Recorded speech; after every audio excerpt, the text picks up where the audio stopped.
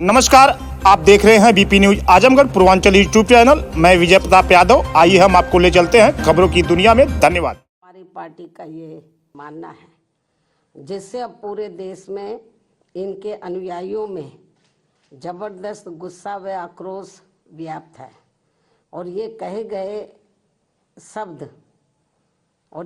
कहे गए शब्द इनको जल्दी ही वापस ले लेने चाहिए तथा इसके लिए इनको पश्चाताप भी जरूर करना चाहिए, तो ये बेहतर होगा। वरना इनके अनुयायी इस घटना को कभी भी भुला नहीं पाएंगे तथा ना ही इनको कभी माफ कर पाएंगे। जिस प्रकार से बाबा साहब के प्रति कांग्रेस पार्टी के असंख्य रहे गलत कारनामों को इनके अनुयायी अभी तक भी भुला नहीं पाए हैं और ना ही ये कभी कांग्रेस पार्टी को माफ करने वाले हैं, चाहे ये अपने कितने रंग ढंग व चाल आदि भी क्यों ना बदल लें। इतना ही नहीं बल्कि कांग्रेस पार्टी ने बाबा साहब के देहांत के बाद तो इनके नाम को व संविधान निर्माण में रहे इनके अहम योगदान को भी इतिहास के पन्नों से मिटाने की भी पूरी कोशिश की है।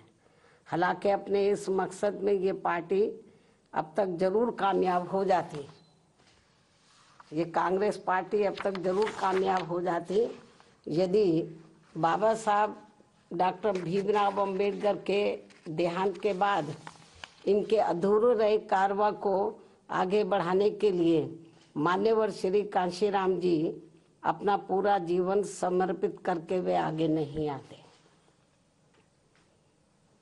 जिसको मंजिल तक पहुंचाने के लिए मुझे भी अपनी पूरी जिंदगी समर्पित करनी पड़ी है। इसके साथ ही मान्यवर श्री कांशीराम जी ने बाबा साहब के संघर्ष व इनके कारवां को खत्म करने वाली कांग्रेस पार्टी के सभी साम दाम दंड भेद आदि हथकंडों का मुकाबला करके व उनसे सावधानी बरतते हुए तब फिर बीएसपी का गठन किया है, जिससे अब कांग्रेस, बीजेपी व अन्य सभी जातिवादी एवं संकीर्ण मानसिकता रखने वाली पार्टियां किस्म किस्म के हथकंडे इस्तेमाल करके कमजोर करने में लगी है।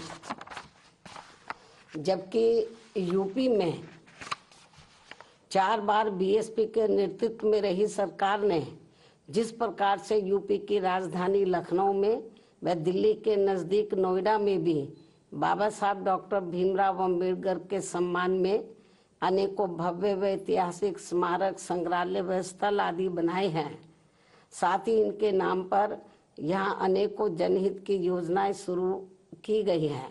नए जिलों के नाम आदि भी रखे गए हैं, जिनमें से बाद में काफ़ी कुछ को समाजवादी पार्टी की सरकार ने बदल भी दिया है, जो इस पार्टी की बाबा साहब के प्रति इनकी नफरत को भी दर्शाता है, जो अब कांग्रेस के साथ मिलकर इनके सम्मान की हवाई बातें कर रहे हैं। इसी प्रकार इन वर्गों से जुड़े अन्य संतों, गुरुओं व महापुरुषों आदि को भी पूरा आदर सम्मान दिया गया है, जिससे अब कांग्रेस व बीजेपी आदि की नींद उड़ी हुई है। ये जो हमने काम किए बाबा साहब के सम्मान में, तो उससे अब बीजेपी व कांग्रेस आदि की नींद उड़ी हुई है, जिनके अनुयायियों के वोटों को लुभाने के लिए, जिनके अब बाबा साहब के जो अनुयायी हैं या अन्य संत, गुरु और महापुरुष हुए हैं, उन जो दलित और अन्य पिछड़े वर्ग से ताल्लुक रखते हैं, तो उनके अनुयायियों के वोटों को लुभाने के लिए फिर बीजेपी को भी मजबूर होकर वे अपने दिल पर पत्थर रखकर इनके सम्मान में कुछ कदम भी उठाने पड़े हैं। और अब कांग्रेस पार्टी भी बाबा साहब के दलित व अन्य उपेक्षित वर्गों के वोटों को लुभाने के लिए आए दिन किस्म की सियासत करने में लगी है। और इसी क्रम में कांग्रेस पार्टी अब इस कोशिश में लगी है कि श्री अमित शाह के मुद्दे पर कुछ न कुछ दलितों का वोट जरूर बटोर लिया जाए, जबकि बाबा साहब ने अपने जीते जी दलितों व अन्य उपेक्षित वर्गों के लोगों को इस पार्टी के बारे में सावधानी के तौर पर उन्हें ये कहा था कि कांग्रेस पार्टी कभी भी माफ करने लायक पार्टी नहीं है। इस पार्टी से इन वर्गों के लोग कभी भी जुड़ने की कोशिश ना करें, ये बाबा साहब ने कहा था। क्योंकि जिस कांग्रेस पार्टी ने कदम कदम पर हमेशा मेरा अपमान किया, यानी कि बाबा साहब का अपमान किया है, मुझे इस पार्टी ने कानून मंत्री पद से इस्तीफा देने के लिए मजबूर किया तथा संसद में चुनकर भी नहीं आने दिया है। इसके अलावा जो भी कानून संविधान में इनके हितों में बनाए गए हैं, वीकर सेक्शन के हितों में बनाए गए हैं, तो उन्हें भी लागू नहीं होने दिया गया है, जिनका चाल चरित्र व चेहरा अभी तक भी बदला नहीं है। और अब तो ये पार्टी भारतीय संविधान में इन वर्गों के मिले आरक्षण को ही सही वक्त आने पर खत्म करने में लगी है। और इन सब मामलों में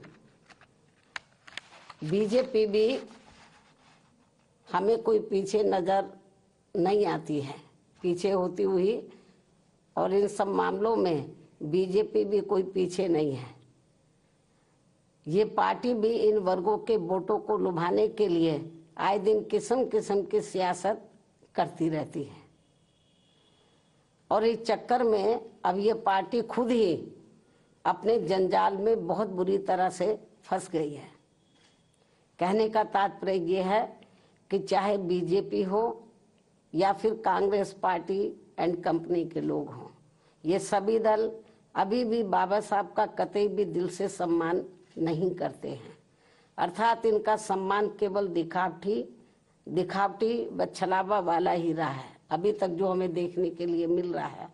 और अब ये सभी पार्टियां बाबा साहब का केवल नाम इस्तेमाल करके इनके अनुयायियों का वोट लुभाने में ही लगी हैं, जिनसे बाबा साहब के अनुयायियों को हमेशा सावधान रहना है। और अभी ने बाबा साहब के पद चिन्हों पर चलकर अपनी एकमात्र हितैषी पार्टी बीएसपी से ही जुड़कर अपने मसीहा व भगवान बाबा साहब डॉक्टर भीमराव अम्बेडकर का नाम यूपी की तरह पूरे देश में भी रोशन करना है, ताकि फिर कांग्रेस, बीजेपी व अन्य कोई भी जातिवादी व संकीर्ण मानसिकता रखने वाली पार्टी कभी भी इनका अपमान करने की अपनी हिम्मत न जुटा सके, तथा फिर आए दिन इनके अनुयायियों का हर स्तर पर हो रहा शोषण व उत्पीड़न आदि भी होना काफी हद तक जरूर बंद हो जाएगा। संक्षेप में अब मेरा यही कहना है कि खासकर दलितों व अन्य उपेक्षित वर्गों के वोटों के लिए पिछले 1-2 दिनों से संसद में सत्ता व विपक्ष के बीच में जो सियासत चल रही है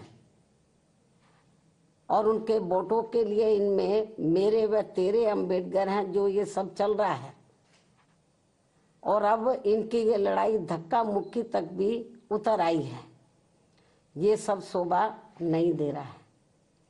और पूरे देश के जो वीकर सेक्शन के लोग हैं, ये सब देख रहे हैं इनकी ये जो सियासत चल रही है वीकर सेक्शन के वोटों के खातिर, ये सब देख रहे हैं।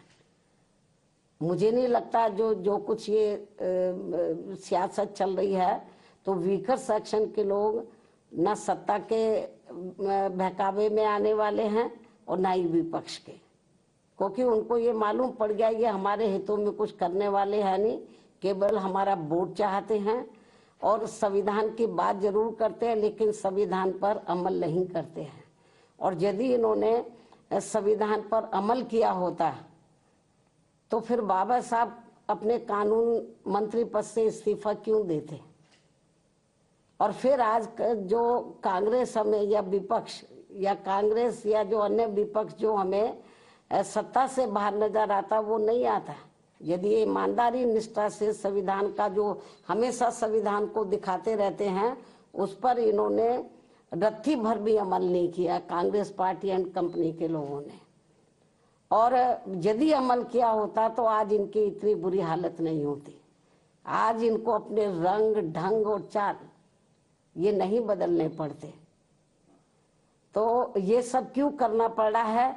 क्योंकि इन्होंने इनको जो वीकर सेक्शन के लोग हैं, दलित व अन्य उपेक्षित वर्गों के लोग, तो इनको ये सोचा कि इनको किस्म किस्म के लालच देकर गुमराह इनको किया जाए, इनके लिए कुछ किया ना जाए। जैसे सदियों पहले ये गुलाम और लाचार बने रहे हैं और यहाँ जातिवादी व्यवस्था के शिकार बने रहे हैं, इनको कभी भी अपने पैरों पर खड़े ना होने दिया जाए। इस मामले में चाहे सत्ता या विपक्ष है, इनकी सोच, नीति, नियत लगभग एक जैसी है, ये भी मैं बताना चाहती हूँ। तो इसलिए मेरा यही कहना है कि ये जो इनकी जो अभी तक ये जो इनकी ये शासन चलती रही है इस किस्म की, और फ्री में, और ये लोग सोचते रहे कि इनको कुछ दिया ना जाए, इनको अपने पैरों पर खड़े ना होने दिया जाए और इनको किस्म किस्म के लुभावने वायदे करके, गारंटी देकर इनका वोट ले लिया जाए। अब ये लोग इनके बहकावे में आसानी से आने वाले नहीं हैं। तो बल्कि यदि ये चाहते हैं कि वीकर सेक्शन इनके साथ जुड़े, तो इनको, चाहे सत्ता विपक्ष है, तो इनको बीएसपी के बताए हुए रास्तों पर चलकर जो इस देश में दबे कुचले लोग हैं उनके हितों में बाबा साहब का सम्मान करने के साथ साथ इनके अनुयायियों को संविधान का पूरा लाभ देकर इनका दिल जीतना होगा। जो अभी पार्लियामेंट में जो इसके साथ जो वहाँ पे सियासत जो चल रही है, इससे ये वीकर सेक्शन का दिल नहीं जीत पाएंगे। जो ये संभव होता हुआ नजर नहीं आ रहा। मुझे नहीं लगता कि ये लोग कुछ अपनी सोच में, नीतियों में परिवर्तन कर पाएंगे। ऐसे में इनको इनकी इस दिखावटी, यानी कि जो दबे कुचले लोग हैं या दलित वर्ग के लोग हैं, तो इनको इनकी इस दिखावटी व छलावा वाली सियासत से जरूर बचना चाहिए। और अब मैं अंत में सत्ता व विपक्ष को ये चेतावनी भी दे रही हूँ, यदि इन्होंने दलितों व अन्य उपेक्षित वर्गों के वोट के खातिर अपनी ये सियासत बंद नहीं की,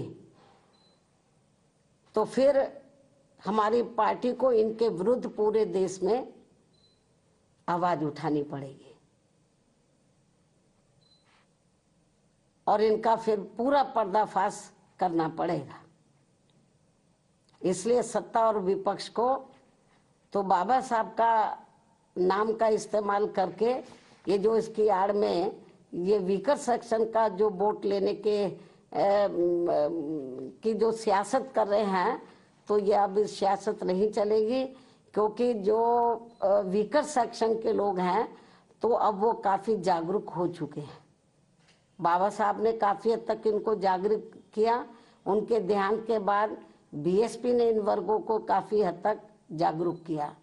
मैं फिर इस बात को दोहराना चाहती हूँ कि यदि बीएसपी नहीं बनी होती तो अब तक ये बाबा साहब का नाम मिटा देते, और जो संविधान में दबे कुचले लोगों को कानूनी अधिकार मिले उन्हें खत्म कर देते।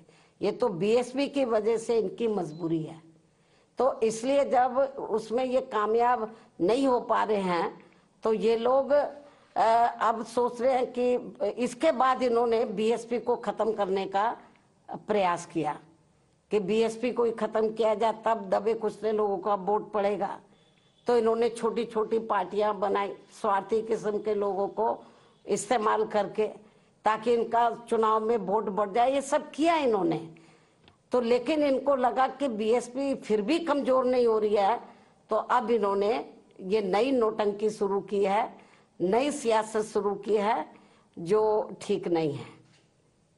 और जो दलित और वीकर सेक्शन के, जो अन्य वीकर सेक्शन के लोग हैं, अब ये जल्दी से इनके बहकावे में आने वाले नहीं हैं। इनको इसलिए सत्ता और विपक्ष को जो पार्लियामेंट में इस समय चल रहा है, इनको अपनी ये घिनौनी राजनीति सियासत बंद करनी चाहिए। तो इन्हीं लफ्जों के साथ ही, इन्हीं जरूरी बातों के साथ ही अब मैं अपनी बात यहीं समाप्त करती हूँ। धन्यवाद। जय भीम व जय भारत।